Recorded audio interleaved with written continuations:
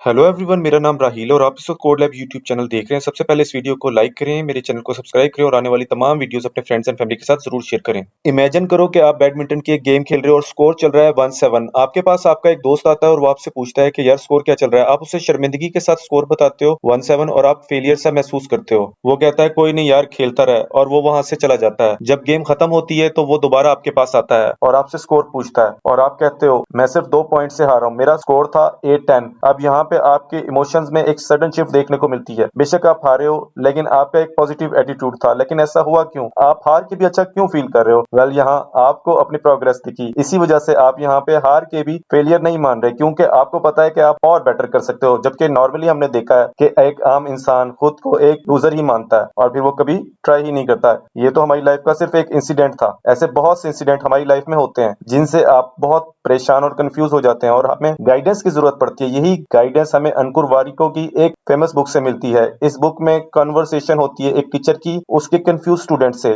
जिसे नहीं पता कि उसने अपनी लाइफ की प्रॉब्लम कैसे सॉल्व करनी है। चलिए पहले लेसन से स्टार्ट करते हैं। How do I stop myself from comparing to other. Student पूछता है कि हमें तभी क्यों अच्छा लगता है जब हम दूसरों से बेहतर होते हैं। इसमें टीचर बोलते हैं कि ऐसा इसलिए होता है क्योंकि दुनिया दो फॉल्स इंजम्पशन पर चलती है। पहला है zero sum game. Zero sum game का मतलब ये है कि एक इंसान जीतेगा तो दूसरा हारेगा। जैसा कि अगर मेरा स्कोर +1 है तो तुम्हारा स्कोर -1 ही होगा, ताकि इन दोनों का सम 0 ही हो। इस पर स्टूडेंट बोलता है यही तो रियलिटी है। इस पर टीचर आपको कहता है कि रियलिटी ये है कि हम जितनी बार चाहें उतनी बार जीत सकते हैं बिना किसी को हराए, अगर हम अपॉर्चुनिटीज पे ध्यान देते हैं तो। जैसे कि इस इमेज को देखो, अगर हमें लगता है कि हमें हमारा स्कोर +1 है और दूसरे का स्कोर -1 होगा तभी जीतेंगे, लेकिन हम तभी जीते हैं जब हम दोनों के लिए विन विन सिचुएशन होती है। और दूसरा फॉल्स इसलिए है क्योंकि हम सब अलग अलग हैं और हम सबकी डेस्टिनेशन भी अलग है। इसको आप इस तरह समझ सकते हैं कि आपका इस दुनिया में कोई भी नहीं है और आपकी कैपेबिलिटीज अलग हैं, आपके एक्शंस अलग हैं, आपकी चॉइसेस अलग हैं। इसी तरह सबकी जर्नी अलग हो सकती है और सबके अल्टीमेट रिजल्ट्स भी हो सकते हैं। अगर आप तब भी कंपैरिजन करते हैं और खुद से ये सवाल कर सकते हैं कि अगर आज मेरे फ्रेंड के पास जॉब है, क्या इसका मतलब है मैं हमेशा जॉबलेस रहूंगा? ऑब्वियसली नहीं। अगर आपका फ्रेंड हैप्पी रिलेशनशिप में, इसका मतलब ये है क्या मुझे कभी पार्टनर नहीं मिलेगा? ऑब्वियसली इसका आंसर है नहीं। इस पे स्टूडेंट दोबारा से क्वेश्चन पूछता है। इस पे स्टिल मुझे ये लगता है कि मैं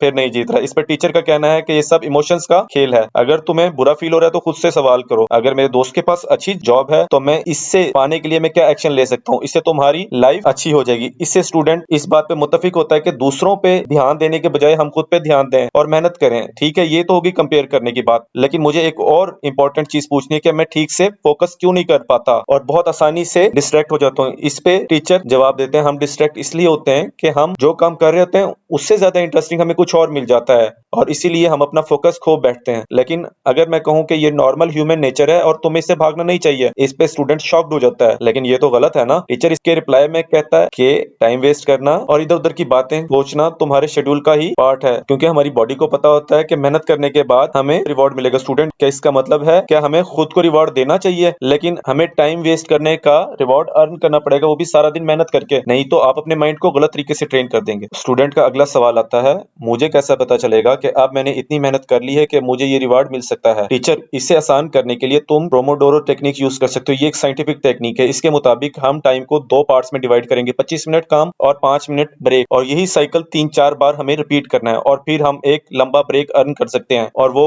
ब्रेक होगा 30 मिनट्स का। स्टूडेंट को ये बात समझ आ जाती है और वो कहता है जब मैं फोकस नहीं कर पाता हूँ तो मुझे लूजर जैसा फील होता है। इस स्टेटमेंट पे टीचर कहता है कि जब भी तुम टाइम वेस्ट करते हो और खुद को कोसने लगते हो, इससे और ज्यादा टाइम वेस्ट होता है। और तुम्हें पता है कि सक्सेसफुल लोग और खुद को कोसने वाले लोगों का बस यही फर्क होता है कि सक्सेसफुल लोग चीजों को अच्छे से मैनेज कर देते हैं, बजाय कोसने वाले लोगों के जो खुद को हमेशा कोसते रहते हैं। जिस पर स्टूडेंट कहता है मैं पूरी लाइफ खुद को यूं ही कोसता रहा और इस पे मुझे कुछ नहीं मिला, लेकिन अब मैं वो करूंगा जो सक्सेसफुल लोग करते हैं और मैं एक्शन लूंगा। लेकिन मुझे एक बात बताओ, how do manage my time? मैं टाइम कैसे मैनेज करूं? बहुत सारी बुक्स पढ़ चुका हूं और कोर्सेज बाय कर चुका हूं, लेकिन फिर भी मैं टाइम मैनेज नहीं कर पाता और अपना टाइम बर्बाद करता हूं। फिर मुझे बीइंग मोटिवेटेड फील होता है। मैं भी चाह के भी टाइम मैनेजमेंट नहीं सीख पाता। इस पर टीचर कहते हैं कि तुम टाइम को अच्छे से उस वक्त मैनेज कर सकते हो जब तुम्हारा टाइम के साथ रिलेशनशिप पता हो। मुझे ये बताएं, क्या तुम्हें याद है कि तुमने लास्ट वीक क्या किया था? इस पर स्टूडेंट कहता है कि मैंने टू डू लिस्ट बनाई थी और मैं उसे फॉलो नहीं कर पाया और मैं इसलिए नहीं बता सकता कि सारा टाइम मैंने लास्ट वीक कहाँ स्पेंड किया। फिर टीचर कहते हैं कि तुमने ज्यादातर टाइम वेस्ट किया होगा और इंपॉर्टेंट चीजों पर बहुत कम टाइम दिया होगा, इसलिए तुम्हें सबसे पहले टाइम को ट्रैक करना सीखना चाहिए। सुबह उठने से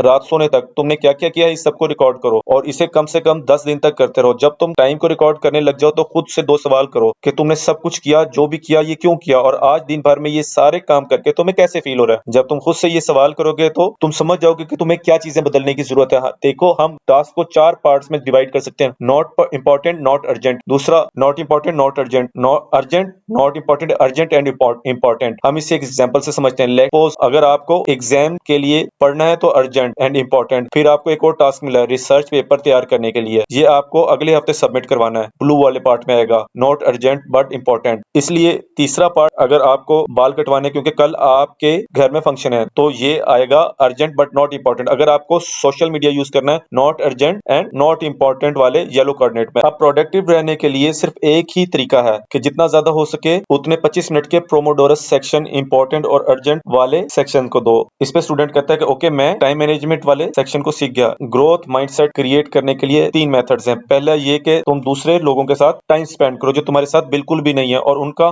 थॉट प्रोसेस समझने की कोशिश करो। ऐसा करने के लिए तुम्हें एक नया पर्सपेक्टिव मिलेगा और ये बिल्कुल ना सोचना कि वो तुमसे अलग है और तुम्हें उनसे बात करने की जरूरत नहीं है, क्योंकि अगर तुम सही हो तो सामने वाला भी गलत नहीं है। फॉर एग्जाम्पल अगर तुम इंजीनियर हो और तुम पूरी दुनिया को 0 और 1 या ब्लैक एंड व्हाइट की नजर से देखेंगे और तुम ऐसे इंसान से मिलते हो जिसकी लिटरेचर या फिलोसफी पढ़ी है तो आप उसका पर्सपेक्टिव भी जानने को मिलता है। स्टूडेंट पूछता है सेकंड मेथड क्या है? दूसरा तरीका ये है रिस्क एक अपॉर्चुनिटी की तरह है। जैसे कि एक स्टॉक मार्केटर भी बहुत रिस्क लेता है, उसे पता होता है कि कभी भी मार्केट ऊपर या नीचे जा सकती है, लेकिन वो ये सोच के चलता है कि अगले 5 सालों में मार्केट डेफिनेटली ऊपर जाएगी। यही चीज हमारी माइंड में आती है। जैसे कि जॉब चेंज करते वक्त रिस्क को टाला नहीं जा सकता, यानी कंफर्ट जोन में रहने वाले लोग कैलकुलेटेड रिस्क लेते हैं। और हाँ, तीसरा मेथड ग्रोथ माइंडसेट बनाने का है। अगर वाले बिहेवियर को बाहर निकालो। स्टूडेंट इस पे आर्गुमेंट करता है कि ऐसे कैसे हो सकता है, जब मैंने बहुत मेहनत की तो उसके रिजल्ट के लिए मैं अपने आप को हकदार क्यों ना मानूं। इस पे टीचर कहते हैं यहाँ पे लोग ज्यादा मिस्टेक करते हैं, उन्हें लगता है कि सब उनकी वजह से हुआ है। असल में बस वो लकी होते हैं जो उनको अच्छी फैमिली, अच्छी एजुकेशन, अच्छी अपॉर्चुनिटीज मिलती हैं, वरना उनके बारे में सोचो जो हमसे ज्यादा मेहनत करते हैं और वो आगे नहीं बढ़ पाते। इसलिए हमें अपने काम पे हक दिखाने के बजाय ग्रेटिट्यूड देखना चाहिए। स्टूडेंट अपने टीचर की बात से एग्री हो जाता है और वो कहता है हाँ मैं ग्रोथ माइंडसेट के लिए 3 फॉर्मूले जरूर याद रखूंगा, लेकिन मुझे एक और चीज जाननी है, मैं अपना पैशन आखिर कैसे फाइंड कर सकता हूँ। टीचर कहते हैं पैशन कोई ऐसी चीज नहीं जो आपको कहीं भी मिल जाएगी, ये तो आप तब ढूंढ पाते हैं जब आप अपनी मर्जी की चीजें करते रहते हैं और फिर अचानक आपको एक दिन रियलाइज होता है तुम्हें कि आपका पैशन क्या है। इस पे स्टूडेंट समझता है कि हाँ मैं समझ गया। मैं आपको ये बात इकिगाई बुक की मदद से समझाता हूँ। इकिगाई जिंदगी जीने का रूल है। आप अपने आप से पूछो कि आपको क्या करना पसंद है। पेरेंट्स, फैमिली, अपने सारे फ्रेंड से कि आप बचपन में किस चीज में अच्छे थे और आपको क्या करने में मजा आता था। मगर ये बात भी जरूरी है कि हमें जो काम करना पसंद है उस काम में हम अच्छे भी हों। लेकिन मुझे गाना गाना पसंद है तो मैं दूसरों की भलाई के लिए चुप ही रहता हूँ। और यहाँ से आता है दूसरा सवाल, ये पता करो कि आप किस काम में अच्छे हो और फिर से आप अपने फ्रेंड्स और फैमिली से पूछो और इन दोनों रूल्स की